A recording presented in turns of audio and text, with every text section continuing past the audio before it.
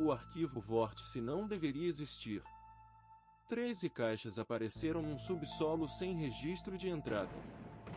Camila Nogueira recebeu a ordem de catalogá-las. O que você vai ouvir são os 4 primeiros casos, preservados na ordem em que foram encontrados. Use fones de ouvido. E se algum telefone tocar às 3h17, não diga seu endereço.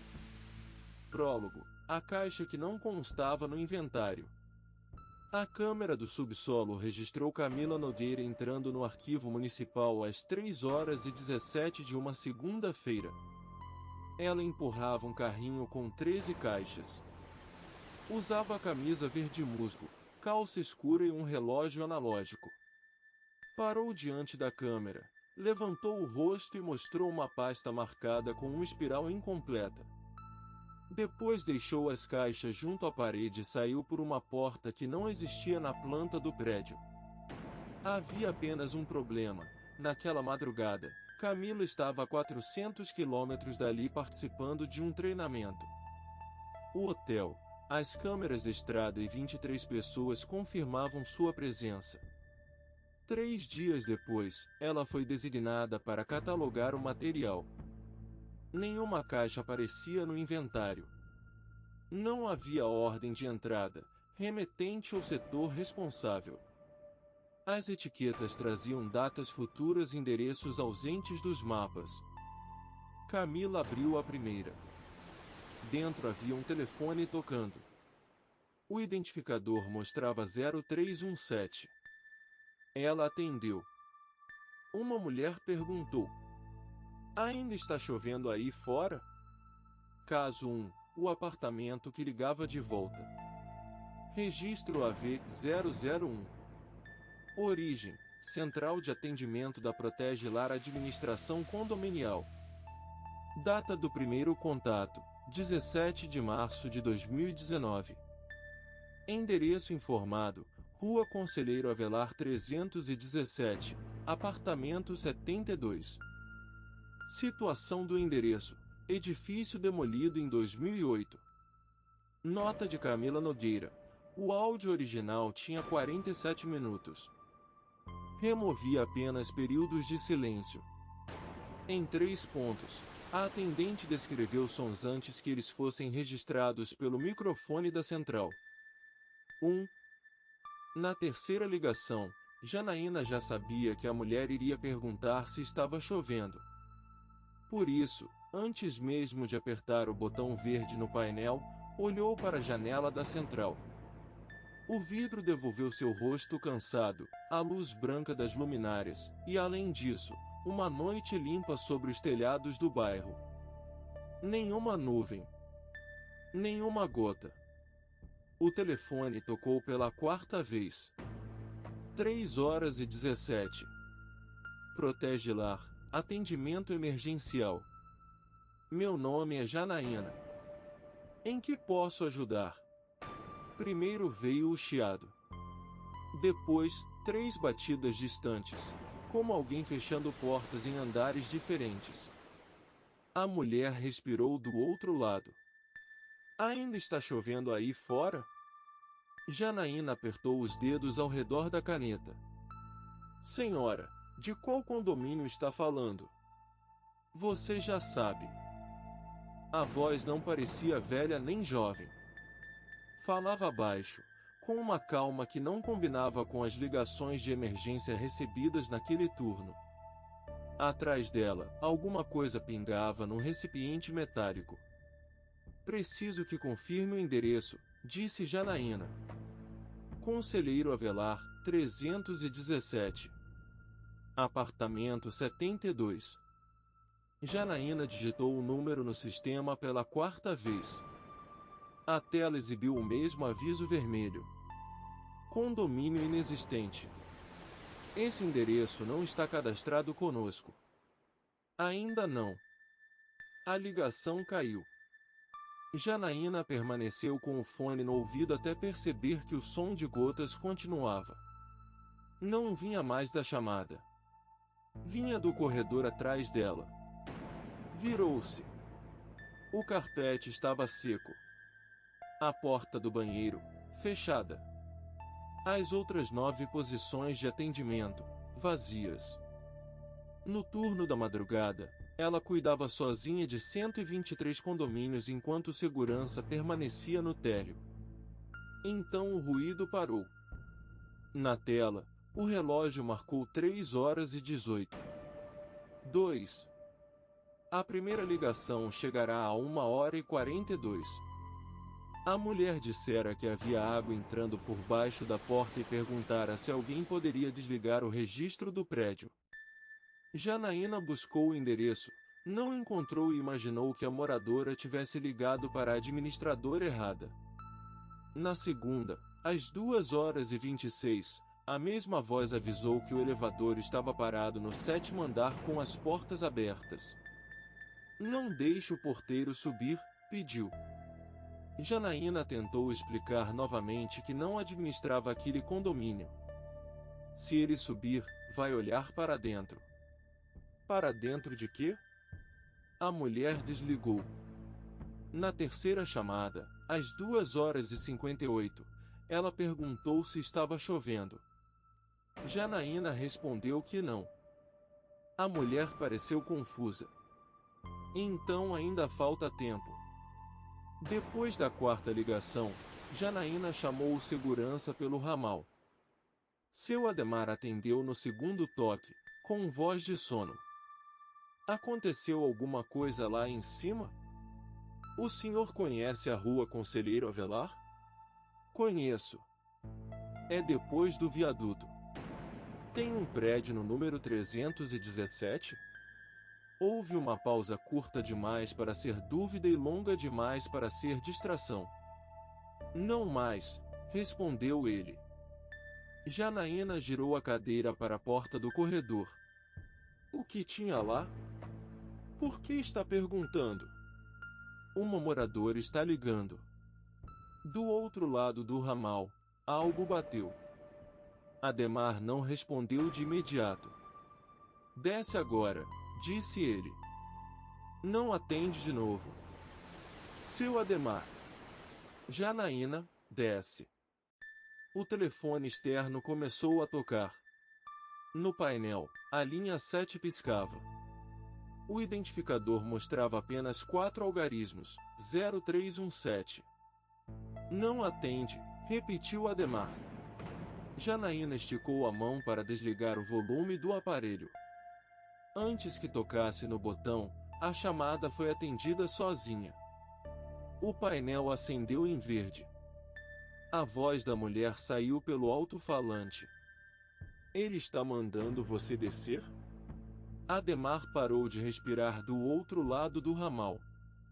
Como a senhora sabe? Porque foi o que disseram para mim. Uma pancada forte explodiu na ligação. A mulher soltou um gemido abafado. Tem alguém na porta, sussurrou. 3 batidas. Janaína ouviu as mesmas 3 batidas no corredor da central. 3. As lâmpadas piscaram. No ramal, Ademar disse alguma coisa que Janaína não entendeu. O chiado cobriu a voz dele. Por alguns segundos, as 2 linhas se misturaram. Janaína ouviu água, um alarme de elevador e pessoas falando muito longe. Então uma criança disse: Mãe, a moça do telefone está olhando para a porta. Janaína não estava. Olhou. A porta do corredor continuava fechada. No vidro estreito ao lado dela, porém, havia um reflexo que não pertencia à sala. Um homem alto permanecia imóvel atrás de sua cadeira. Usava terno cinza e um crachá branco, sem nome nem fotografia. Janaína se virou de uma vez. Não havia ninguém. Quando tornou a olhar para o vidro, o reflexo desaparecera. Quem está com a senhora? Perguntou, tentando manter a voz firme. Minha filha. O nome dela é Alice. Tem mais alguém no apartamento? Agora tem. A mulher começou a chorar sem aumentar o volume.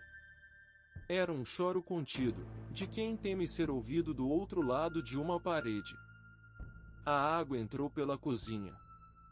Meu marido foi ver o registro e não voltou. O elevador abriu. Tem um homem no corredor. Chame a polícia. Eu chamei. E o que disseram? Que o prédio caiu há 11 anos. Janaína encarou o monitor. O sistema, que antes rejeitava o endereço, agora exibia uma ficha de condomínio. Não havia logotipo, nome do síndico ou contatos. Apenas uma planta baixa e 72 pequenos quadrados representando apartamentos. Todos estavam cinzentos, exceto o último. 72, ocupado. Qual é o seu nome? Perguntou Janaína. Marta. Marta, tranque a porta. Pegue sua filha e vá para um cômodo sem janelas. Não posso. Por quê? A porta já está aberta. Janaína ouviu um rangido. Depois, passos lentos sobre água. Na planta do prédio, o quadrado do apartamento 71 acendeu. 71, ocupado. Em seguida, o 70. Depois o 69. Os apartamentos eram ativados um por um, em ordem decrescente, como se alguma coisa descesse pelo corredor procurando uma porta específica. 4. Ademar voltou ao ramal. Corte a energia da sala, disse. O quadro fica atrás da porta do arquivo. O que é isso? Eu trabalhava naquele prédio. Como porteiro? No último mês. Janaína continuou olhando para os quadrados que acendiam. O 63 ficou vermelho. O que aconteceu lá?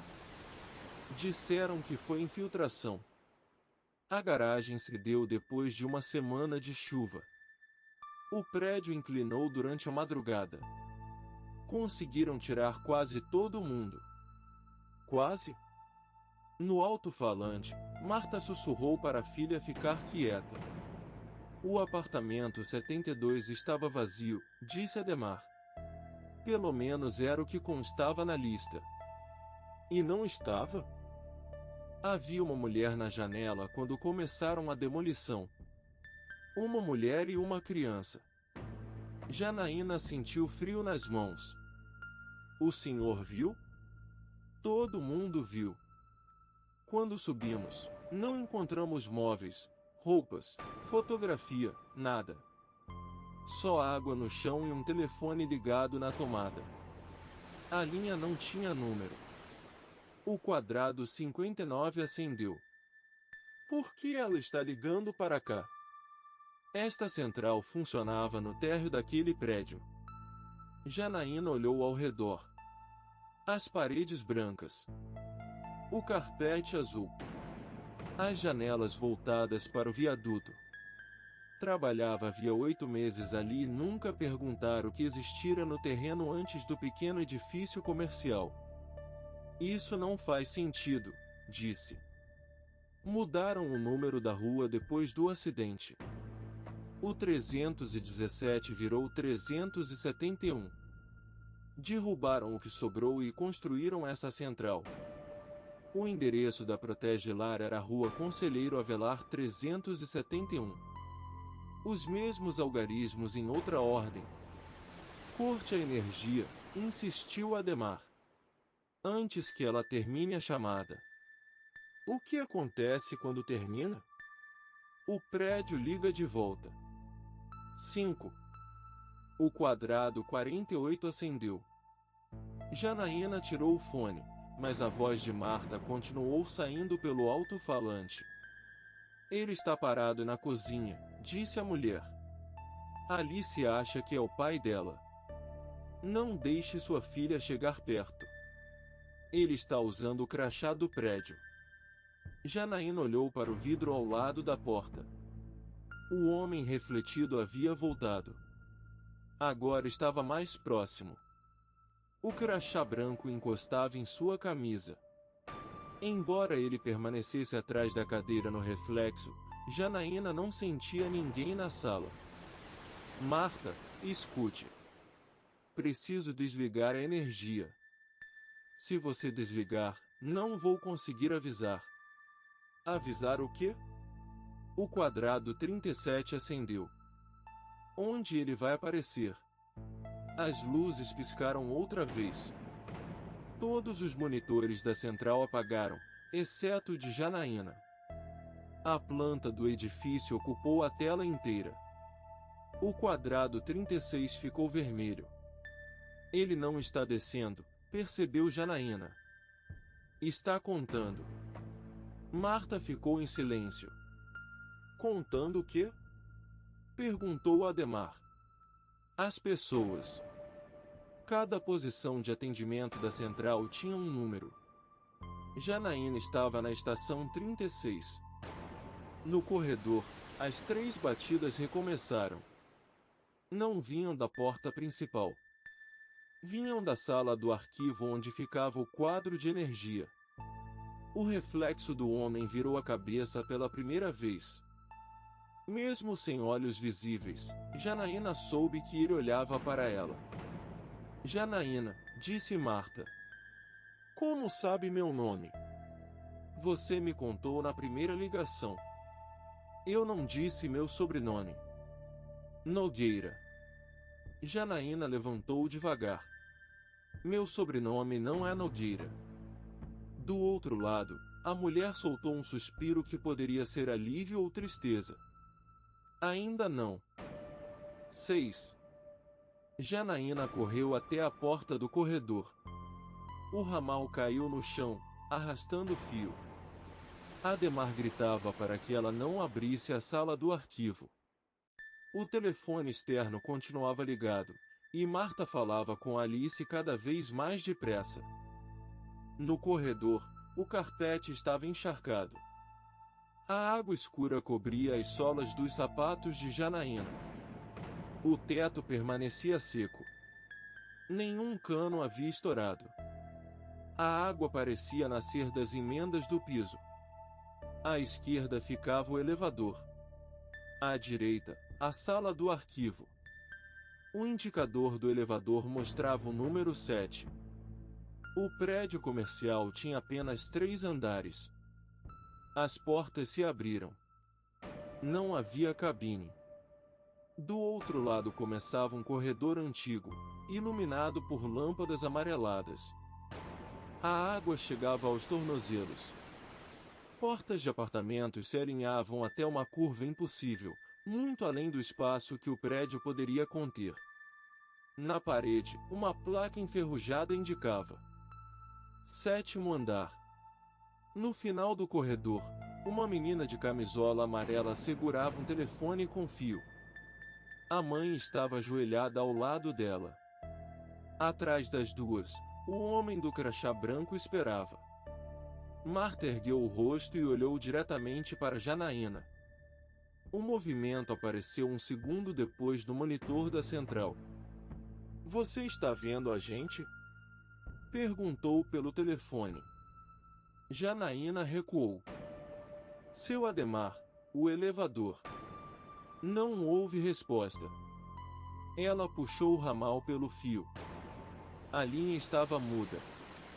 No térreo, alguma coisa pesada bateu contra a porta da recepção. Uma vez.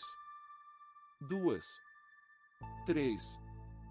A voz de Ademar surgiu no telefone externo, junto da chamada de Marta. Não olha para dentro. Mas Janaína já tinha olhado. 7. O corredor do 7º andar pareceu se aproximar sem que o elevador se movesse.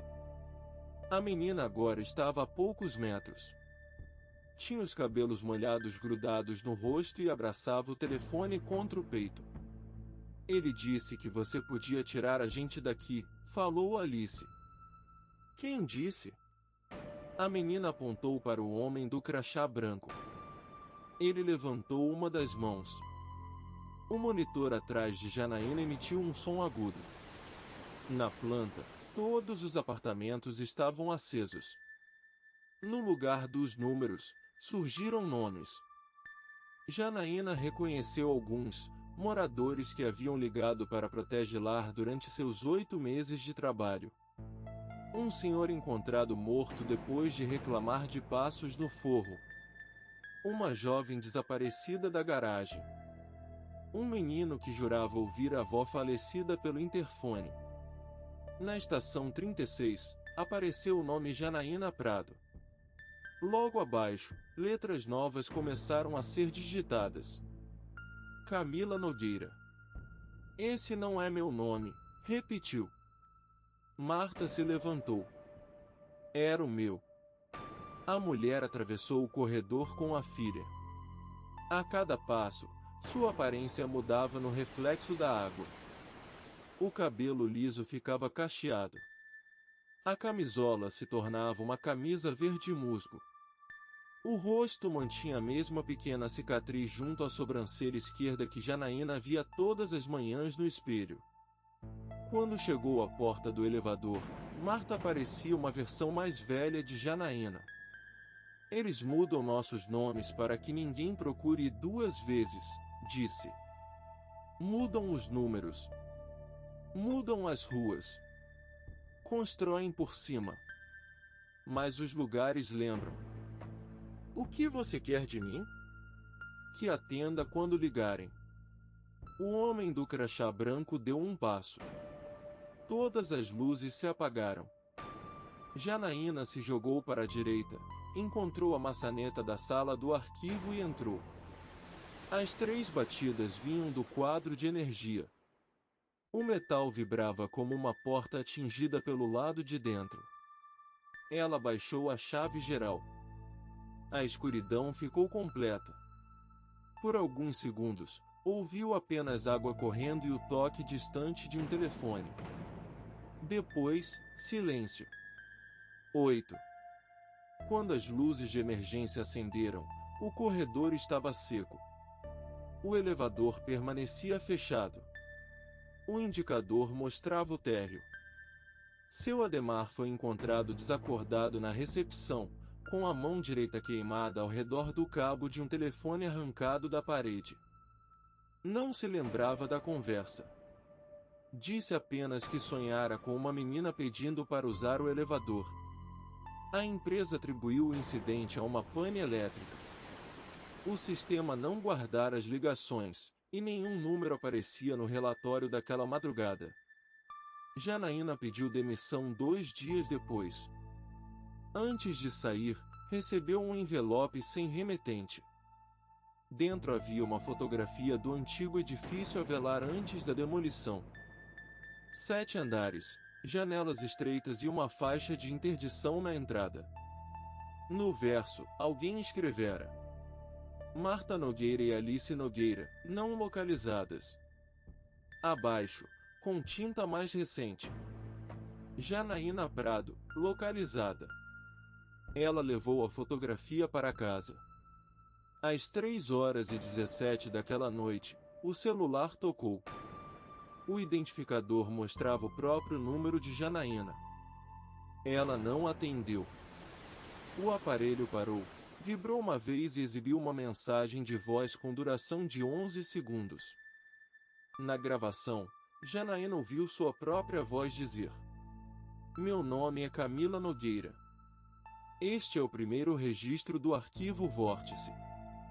Depois vieram 3 batidas. Nota posterior. Não encontrei documentos de uma funcionária chamada Janaína Prado na Protege-Lar. A empresa confirmou que a estação 36 permaneceu desativada entre 2017 e 2020 por causa de uma infiltração elétrica. Encontrei, porém, uma ficha funcional emitida em meu nome. A fotografia é minha. A data de admissão é 18 de março de 2019, um dia depois da ligação. Não me lembro de ter trabalhado lá. Hoje, às 3h17, recebi uma chamada do número 0317. Ainda não atendi. Caso 2, a câmera do andar ausente. Registro AV002. Origem: exportação do circuito interno do residencial Mirante do Vale. Data: 31 de março de 2019. Anomalia: imagens de um 14º andar em edifício com 13 pavimentos. Nota de Camila Nogueira: o arquivo foi entregue por Dona Lídia Alves.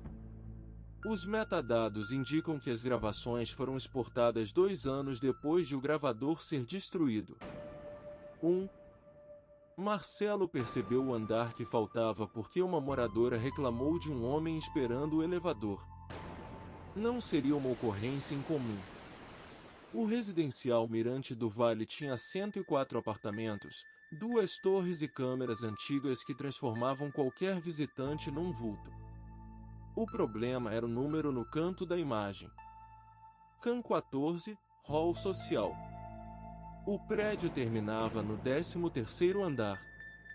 Deve ser identificação errada, disse Marcelo à moradora. Ela cruzou os braços. Identificação errada não cria corredor. No monitor, um homem alto aguardava diante do elevador. Usava terno cinza e um crachá branco. Atrás dele havia 4 portas iguais às dos outros pavimentos, mas as paredes estavam descascadas, o chão coberto por uma lâmina de água e o relógio acima do elevador marcava 3h17. Eram 14h42. Marcelo alternou entre as câmeras. Térreo. Garagem. Primeiro andar. Segundo. A numeração saltava do 13 para o 14 e depois voltava à portaria. Quando tornou a câmera impossível, o homem havia desaparecido. No lugar dele estava a moradora que permanecia ao lado de Marcelo. Ela aparecia na tela de costas, esperando o elevador naquele corredor molhado. Isso foi gravado quando? Perguntou ela. Marcelo ampliou o horário. Amanhã, 3h17. 2. O técnico chegou antes do anoitecer. Chamava-se Raul Ferraz, tinha barba grisalha, jaqueta azul marinho com faixas refletivas e o costume de fotografar cada cabo antes de tocá-lo. Quantas câmeras constam no contrato? Perguntou. 32. E quantas aparecem no sistema? 33. Raul abriu o armário do gravador. 32 cabos entravam pelos conduítes. Passou os dedos por eles, contou 2 vezes e apontou para uma entrada vazia na parte de trás do equipamento. A câmera 14 não está ligada. Então de onde vem a imagem? Do gravador. Raul não sorriu ao dizer aquilo. Copiou alguns minutos para um pendrive e tentou abrir o arquivo no notebook. A gravação apareceu sem corredor, sem homem e sem moradora. Era apenas uma tela preta com 3 batidas de áudio. No monitor da portaria, porém, a imagem continuava. Agora havia 2 pessoas esperando o elevador, a moradora e um menino de uniforme escolar do apartamento 83. O horário sob a imagem mudou. Amanhã, 3h18. Raul pediu a planta estrutural do prédio. Marcelo trouxe a pasta guardada desde a construção. Entre as folhas, encontraram uma prancha que não pertencia ao conjunto. Mostrava um pavimento marcado como andar técnico 14, com 4 cômodos e um corredor central. No carimbo, o endereço não era o do Mirante do Vale. Era a Rua Conselheiro Avelar 317. Esse edifício foi demolido, disse Raul. Marcelo levantou os olhos. Você conhece? Raul dobrou a folha depressa demais. Conheço a história. Antes que explicasse, o elevador social desceu sozinho. O painel da portaria mostrou números em sequência, 13, 12, 11. Depois subiu. 13. 14. As portas se abriram no térreo. Não havia ninguém na cabine. No chão, uma poça refletia um teto amarelado que não existia acima dela. 3. Às 22 horas, Marcelo desligou os elevadores e avisou aos moradores que haveria manutenção. Não contou sobre a gravação.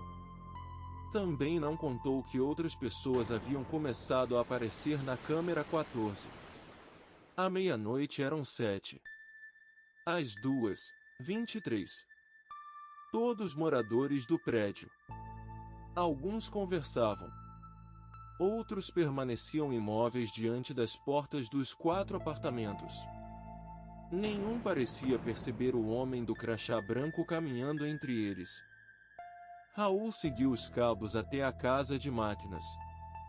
Um conduíte atravessava a laje em direção ao telhado, embora a planta previsse que terminasse ali.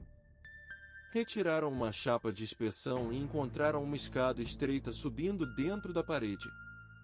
Isso estava no prédio quando foi construído? Perguntou Marcelo.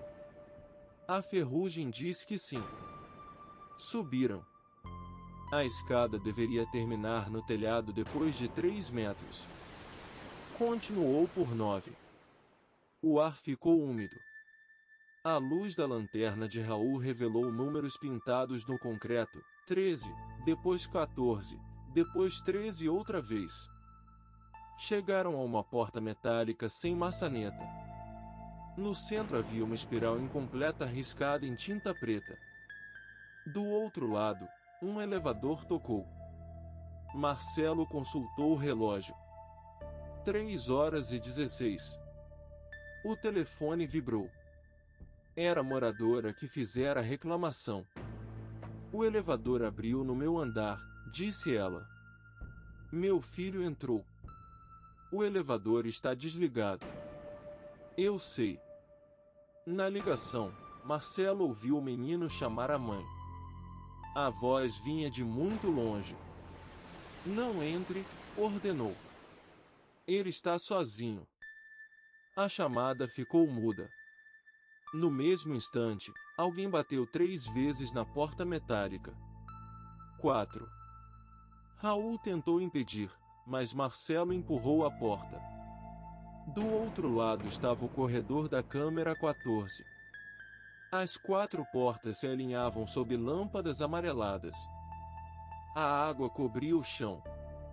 O elevador no fim do corredor permanecia aberto, e dentro dele a moradora abraçava o filho. Voltem! Gritou Marcelo. Ela virou o rosto. Tinha os olhos abertos, mas parecia não enxergar Marcelo. Este é o nosso andar, respondeu. Não existe apartamento aqui.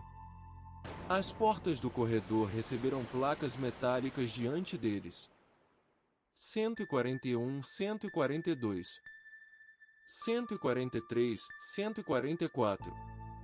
Atrás da porta 143, uma televisão transmitia a portaria. Na imagem, Marcelo e Raul estavam sentados diante dos monitores, imóveis, enquanto o homem do crachá branco permanecia entre os dois. O relógio marcou 3:17. Todas as portas do corredor se abriram. Cada apartamento continha uma réplica incompleta de uma casa do prédio, uma sala sem teto, um quarto cheio de água, uma cozinha cujos armários davam para o vazio. Moradores apareciam dentro delas, repetindo pequenos gestos de suas rotinas. Raul olhou para a porta 144 e perdeu a cor do rosto. Havia uma oficina de telecomunicações. Sobre a bancada, uma fotografia mostrava Raul muito jovem, ao lado de 3 técnicos. No verso, visível pelo vidro quebrado da moldura, lia-se: Manutenção Avelar, 1987. Raul nascerá em 1974. Teria 13 anos naquela fotografia. Eu lembro deste lugar, murmurou. Só não lembro de ter vindo. O homem do crachá branco surgiu no elevador, atrás da mãe e do menino. Marcelo correu. Raul puxou a chapa da porta metálica e gritou para os dois voltarem. A moradora não se moveu, mas o menino olhou para Marcelo. Ele disse que aqui ninguém precisa ir embora de novo. As portas do elevador começaram a fechar. Marcelo enfiou o braço entre elas. O metal estava gelado. Puxou o menino primeiro, depois a mãe. O homem do crachá branco avançou sem pressa. Raul bateu a porta metálica. Algo a atingiu do outro lado. Uma vez. Duas. Na terceira pancada, a escada inteira tremeu. Eles desceram sem olhar para trás. 5. Ao amanhecer, a câmera 14 desapareceu do sistema. A moradora e o filho não se lembravam do corredor. Acreditavam ter ficado presos no elevador durante alguns minutos. Marcelo preferiu não corrigir. Raul retirou o gravador e o levou para análise. O equipamento pegou fogo dentro da caminhonete antes de chegar à oficina. Durante a semana seguinte, 4 famílias deixaram o Mirante do Vale. Todas alegaram ter recebido boletos de apartamentos no 14º andar. Os documentos traziam seus nomes, CPFs e assinaturas verdadeiras.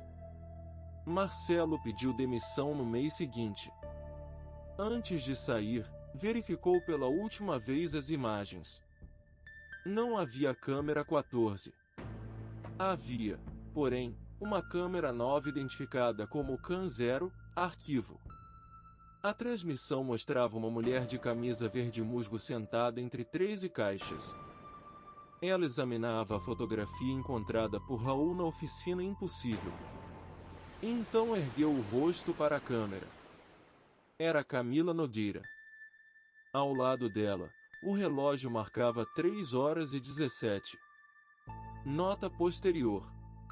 Marcelo me reconheceu quando procurei, embora nunca tivéssemos nos encontrado. Disse que eu parecia mais jovem fora da câmera. Raul Ferraz não quis entregar a fotografia original. Permitiu que eu a digitalizasse. Na imagem, o adolescente ao lado dos técnicos não é Raul. É o homem do crachá branco. No verso, há 4 nomes. O último foi escrito recentemente. Camila Nogueira, arquivo. Caso 3, o último ônibus para Santa Amélia. Registro AV 003. Origem: depoimento de Edson Ribeiro, cobrador aposentado. Data do ocorrido: 3 de abril de 2019. Linha 317, Terminal Norte, Santa Amélia. Nota de Camila Nogueira: a prefeitura afirma que nunca existiu uma linha 317 para Santa Amélia. Encontrei 17 notícias de acidentes envolvendo essa linha. No dia seguinte, todas haviam sido removidas dos arquivos digitais. 1. O ônibus chegou ao Terminal Norte quando os portões já estavam fechados. Edson fumava ao lado da cabine dos fiscais, esperando o motorista que o levaria para casa, quando viu os faróis atravessarem a neblina. Era um carro antigo, azul e creme, com o letreiro mecânico batendo atrás do vidro.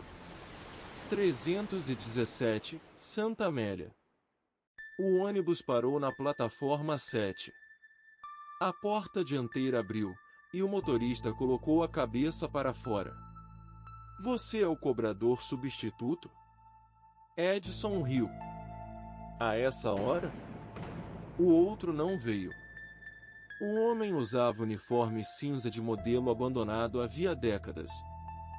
Tinha o rosto comprido, cabelo penteado para trás e um crachá completamente branco.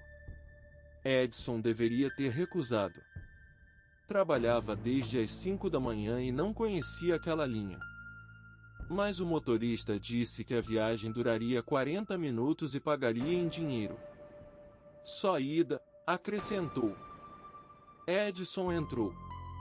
No relógio do painel, eram 3h17.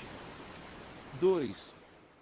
O primeiro passageiro subiu 3 quarteirões depois do terminal. Era um homem coberto de poeira, segurando um capacete de motociclista partido ao meio. Pagou com uma ficha de metal que Edson não via desde os anos 90. Isso não vale mais, disse o cobrador. Vale nesta linha. A catraca girou sozinha. Depois entrou uma mulher com uma mala chamuscada. Um garoto carregando um tênis sem o par, uma senhora abraçada a uma moldura vazia. Todos pagaram com fichas antigas e sentaram em silêncio. O ônibus deixou as avenidas iluminadas e seguiu por uma estrada que Edson não reconheceu. O rádio emitia boletins de trânsito com datas diferentes. Acidente grave na curva do quilômetro 12, março de 1989. Passageiros aguardam resgate após queda de barreira, julho de 1996. Coletivo da linha 317 perde os freios, abril de 2008. Edson desligou o rádio. A voz continuou nos alto-falantes. Que caminho é esse? Perguntou ao motorista. O que sobrou? Pela janela, placas enferrujadas surgiam na neblina, bairros inundados por represas, vilas removidas para rodovias, ruas cujo asfalto terminava diante de muros. Em cada parada, alguém entrava com um objeto quebrado. Ninguém descia. 3. Na 20ª parada, uma menina de camisola amarela subiu segurando um telefone com fio. Edson reconheceu o aparelho. Sua mãe tivera um igual na casa onde ele cresceu. Está faltando fio, disse a menina. Você está segurando o fio. Ela olhou para o cabo que arrastava pelo corredor.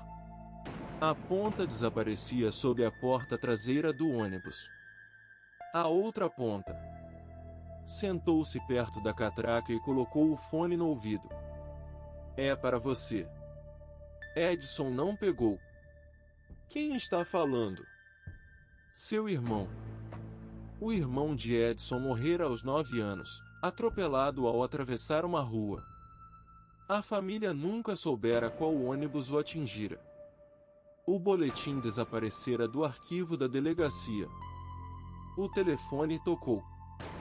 Edson levou o fone ao ouvido. Dinho? Primeiro ouviu o trânsito. Depois a respiração curta de uma criança correndo.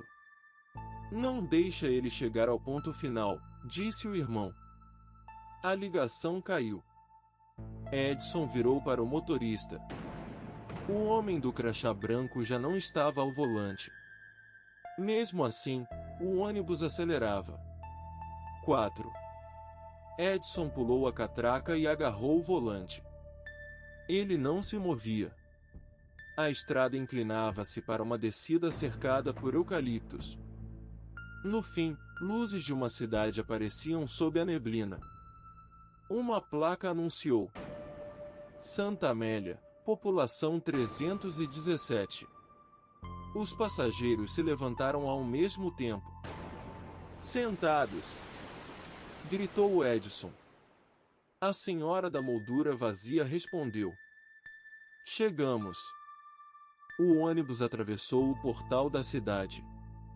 Casas antigas ocupavam ruas cobertas de lama seca. Em todas as janelas havia pessoas segurando objetos quebrados. Nenhuma se movia até o coletivo passar. Então viravam a cabeça para acompanhá-lo. No ponto central, um relógio público marcava 3h17. O letreiro do ônibus mudou. 317, Terminal Norte. Edson compreendeu. O veículo não levava mortos para Santa Amélia. Saía dali para recolher substitutos. O número da população aumentou no portal. 318. A menina do telefone continuava sentada. Se a porta abrir, eles descem? Perguntou Edson. Alguns. E os outros? Voltam com você. O ônibus parou. As 3 portas se abriram. Os passageiros caminharam para fora, um por um. O homem do capacete. A mulher da mala. O garoto do tênis. Quando cada um pisava na rua, uma pessoa da cidade entrava carregando outro objeto. Uma troca perfeita. Edson puxou a alavanca de emergência. Nada aconteceu. Encontrou um martelo sob o banco e quebrou o painel do letreiro. Faíscas explodiram. As portas começaram a fechar. O homem do crachá branco apareceu no meio da rua. A linha precisa de um cobrador, disse. Procure outro. Já procuramos. Atrás dele estava Dinho, ainda com 9 anos, segurando uma bola vermelha amassada. Edson soltou o martelo. O irmão sorriu. Eu disse para não deixar chegar. Então empurrou o homem do crachá branco contra a porta do ônibus. Edson puxou a alavanca outra vez. As portas fecharam sobre o terno cinza, e o motor morreu. Todas as luzes da cidade se apagaram. 5. Quando Edson acordou, estava sozinho num ônibus abandonado no pátio municipal. O veículo havia sido retirado de circulação em 1989, depois de um acidente que matou o motorista e 7 passageiros. O relógio marcava 6h41. Não havia cidade, estrada ou neblina.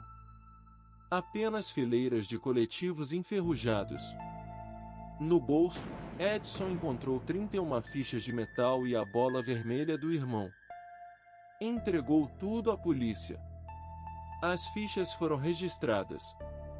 A bola desapareceu antes de ser fotografada.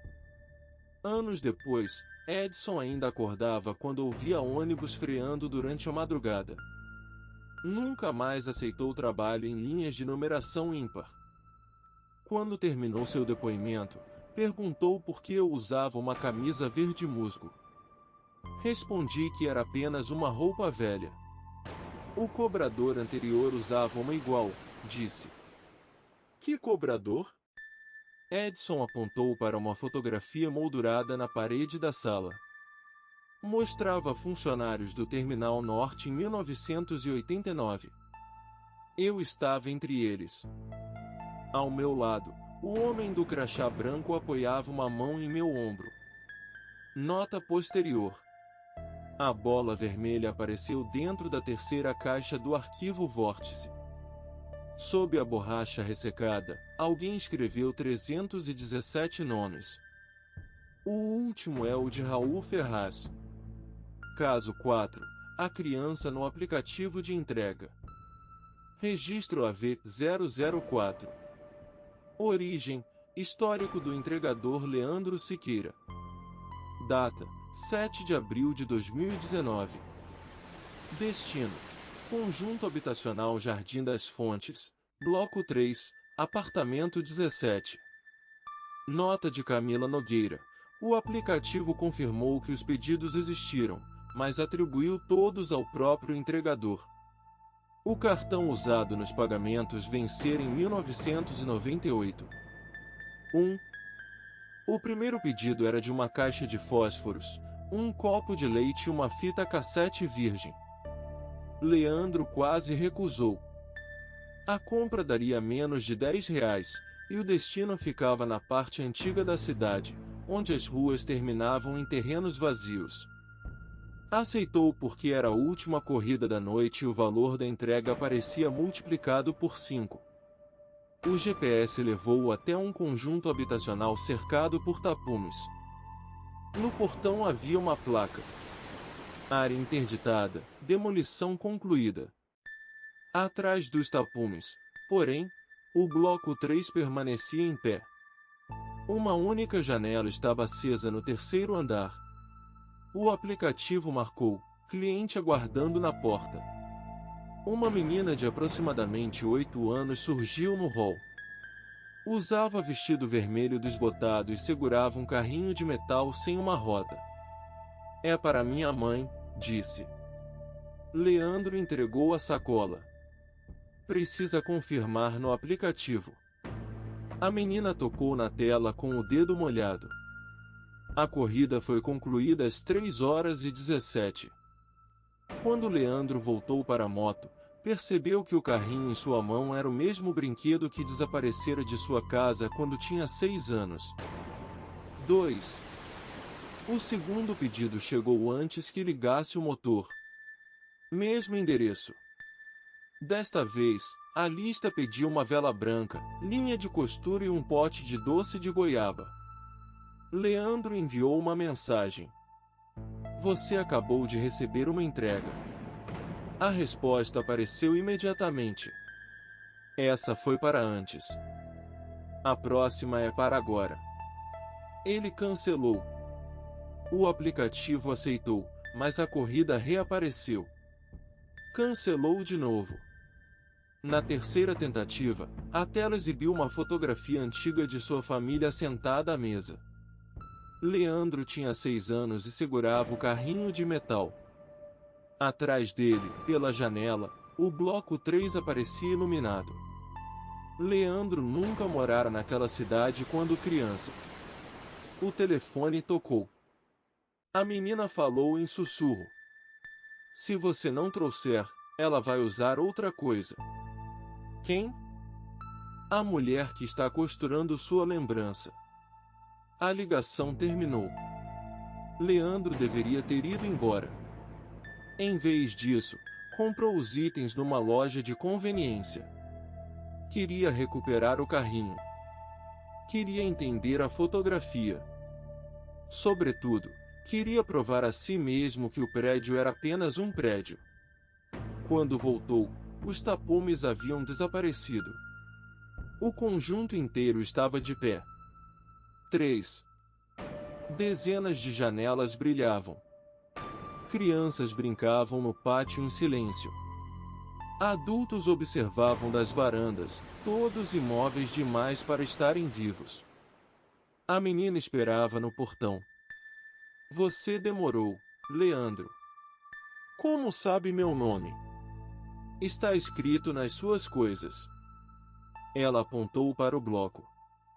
Em cada janela havia um objeto da infância dele: o lençol azul com estrelas, o rádio do pai, a mochila da primeira escola, a caneca amarela da avó. Coisas perdidas, doadas ou jogadas fora ao longo de 30 anos. Isso é meu. Era. Quem trouxe tudo para cá? A menina ergueu o carrinho. Você. O aplicativo vibrou com o terceiro pedido. Item: Leandro Siqueira. Retirada: portão. Entrega: apartamento 17. A porta do bloco abriu.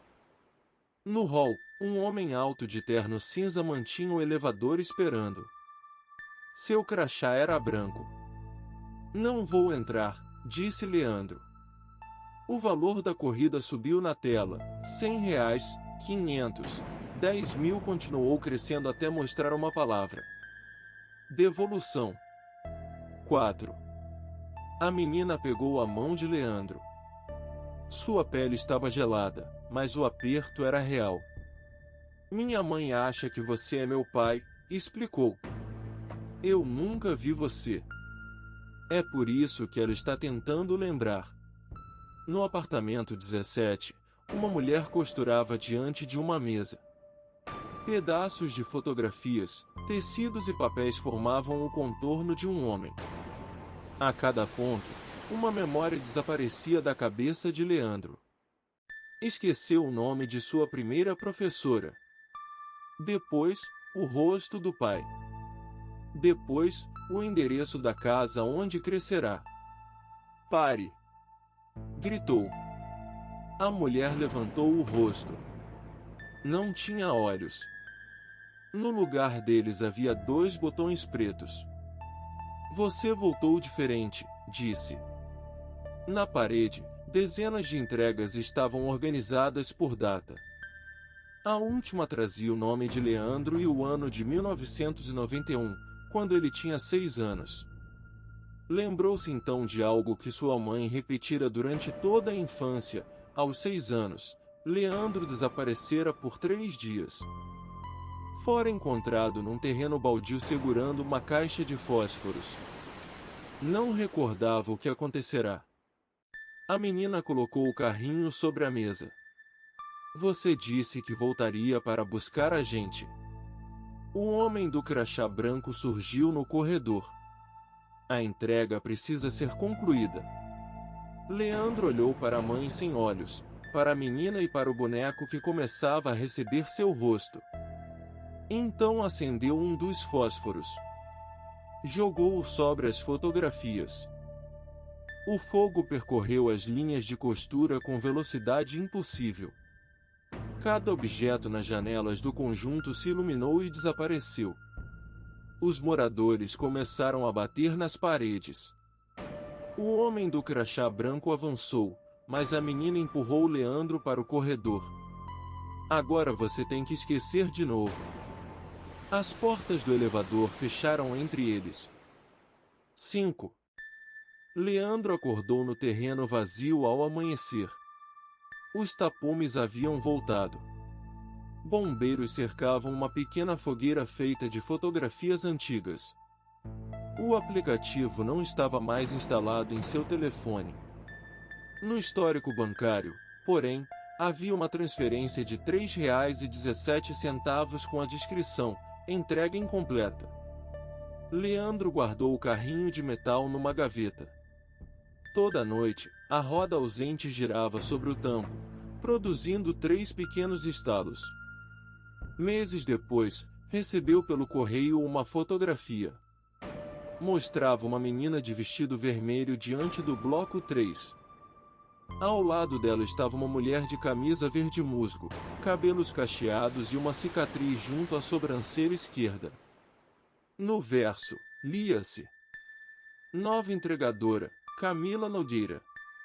Nota posterior: não conheço a menina da fotografia. O carrinho apareceu dentro da 4ª caixa. Ao encostar nele, lembrei-me de um conjunto habitacional, de uma mulher costurando e de alguém prometendo voltar. Essa lembrança não pertence a mim. Ou não pertencia ontem. Camila fechou a 4ª caixa, mas o arquivo já havia mudado. No corredor, uma porta que não existia estava aberta. Atrás dela havia outras 9 caixas, e uma fotografia recente de Camila dormindo. A continuação deste dossiê começa no próximo registro. Antes de sair, escreva nos comentários: você abriria a 5ª caixa?